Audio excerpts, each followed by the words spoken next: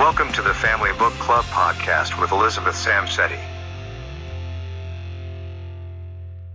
Hi, have you noticed lately, this past week, it's been there for a while, but since the issues with the CBN change of the Naira commenced in Nigeria, this past 1 week has been something else. I went out, even yesterday, my heart really broke.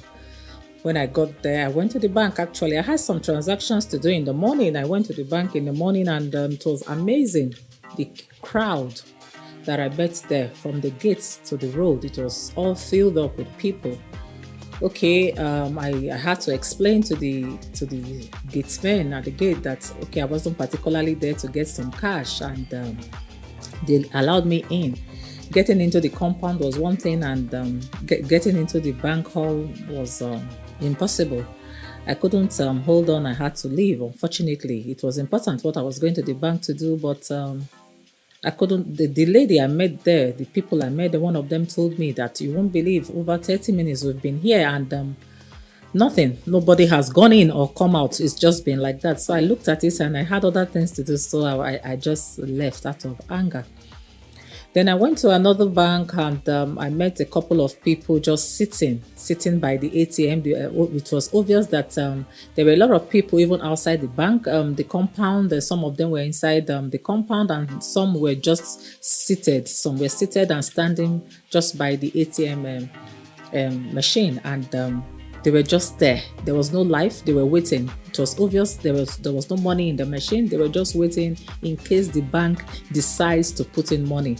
They looked so stranded to the extent as if they had no hope. They had nothing on them to go back to their destinations. Honestly, it's not been easy. It's been something. People are pained. People are so much in pain. I haven't had cash since this whole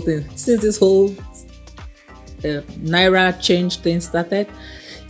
I have just had like 10,000 Naira, and just for a couple of days, and ever since then I've not had cash. And my trouble, what bothers me the most is that if the internet, the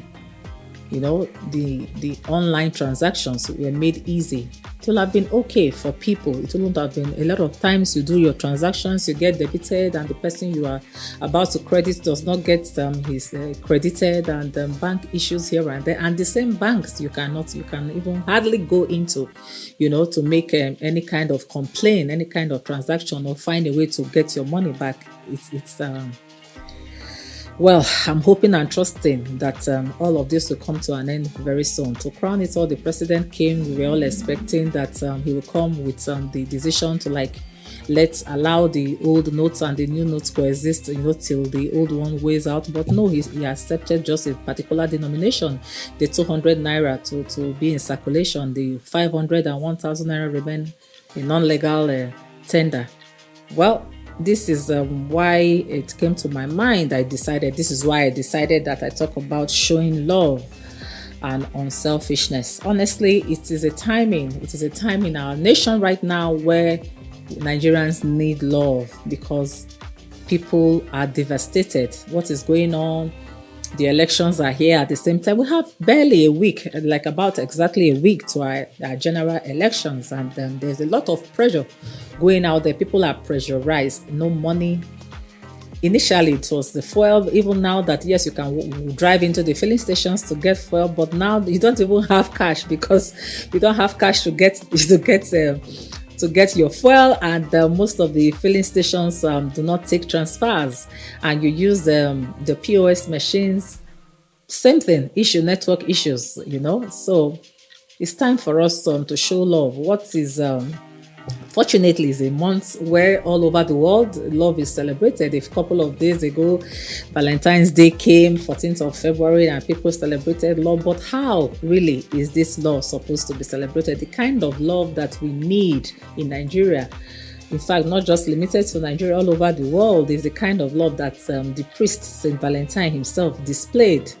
It was said that Saint Valentine was imprisoned, and while in prison, he was able to heal the jailer's daughter, which was blind. The jailer's daughter was blind, and somehow he healed her, and along the line they became friends. And when it was time for him to be put to death, he wrote a letter unto her and said, "From your Valentine." So that was how, that was, I think, between the 14th to 15th century or thereabout. That was how it came about. Selfless love, agape love. Okay, that is what we need right now amongst ourselves.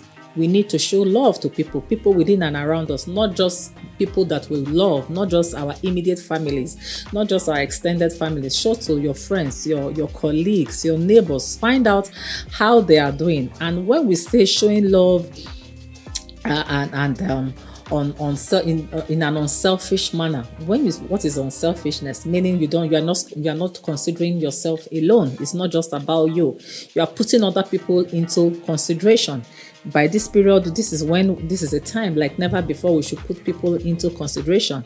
This is a time when you see somebody walking by the street while you are there, like I saw. If I had some cash on me yesterday with the situation that I met those people, I'll put my hand in my pocket and give them, no matter how the small denomination that I have. Okay, this is the kind of love that we should display right now to people, because they really need it. You are just walking the street, you just sense that somebody is really hungry. Because when you see someone that is hungry, that hasn't had something to eat, somehow all right? Or you know somebody, you haven't been hearing from them, they've been so secluded, they've been keeping to themselves for a while. Take a call them, find out how they are doing, whatever it is. If it is food stuff that you have, a cup or two, no matter the quantity, extend a hand of love, a hand of friendliness to people. People really need it right now. Okay, give a listening ear. Let's listen to people. There are a lot of people that are out there, they feel so lonely, they are so alone. They don't have people to talk to. They don't have loved ones. Some of us are blessed with family around us, but there are people that are really not blessed with so much people or trusted people around them. So if you have such people as friends, as colleagues, from time to time, give them a listening ear. It heals. It's a part of healing when somebody gets somebody to listen to. When you talk, you get somebody listening to you. It's a healing process, all right? And then we should learn, okay, complaining is good, but we should complain this period without accusations. We should learn not to accuse, because people have already had it up to their throats. There are riots going on here and there. There's been riots in Lagos, there's been in Benin, there's been in Ibadan. A couple of places there's been riots due to this whole situation. All right, we should it's a time that when we decide to help and we make a promise, please, this period, let's not make promises that we cannot keep. Let your yes be yes and let your no be no. Whatever it is we feel we can do, we should tell people that this is it. This is what we can do, and we do it. And when you make a promise, when the person try to get feedback from you, don't frown. And at the same time, for those of us that need assistance, that need help from people, when you don't hear from them, all right, let's be calm. Let's not think it's an act of wickedness, because it's going round. People that you may feel have this money, that you may feel are doing so good, really are not. It's pinching everybody in the same manner, in the same level. We're all at the same level in this. Well, if you are exempted, because I guess that, or rather, it is said that there are a couple of people that just sit in the convenience and the comfort of their homes, and they get their bankers bring them this money that everybody is out there looking for, and a lot of them, use it in all manner. Flamboyant. They are very flamboyant with it, and some of us do not even have to feed. Okay, we should answer without arguments. Let's avoid any kind of argument for now. Somebody told me the other day that any couple that survives this period, that they are really going to live together for long. And I said, absolutely, I agree. I couldn't agree less with that person, because it's a time where we really need to get to understand each other. We are all in it together, okay? Mostly couples out there, please don't fight, don't quarrel this period. It's a time when you should put your heads together and look for solutions. It's a time to look for solutions. We should share without expectations. It's a time we give. We share with people without expecting them to give to us. We do favor this period for people. It's a time when we give money with, what we can, and don't, like, when somebody says borrow me this, that person, it may take a longer period for them to be able to pay you back. So just give what you can give and don't expect to get back. Okay, and then let's treat people nicely. Let's be trustworthy at this point in time. Let's learn to let people trust us at this point in time, because it is a critical period for us. All right, make people feel important, make people feel good, let them know you care about them, let them know you love them. Okay, these are ways that I feel that this period, as critical as this season, as this period is for us, mostly in this part of the world, in Nigeria, that we should show love, without selfishness. So please, let's learn to trust. Let's learn to be, let's allow people to trust us this period. Let's be trustworthy. Let's make people feel important. Okay, this is not criticize people less this period. All right, this is where I'm going to turn down to this episode. And my name is Elizabeth Samstead. I will see you in my next episode. Stay safe.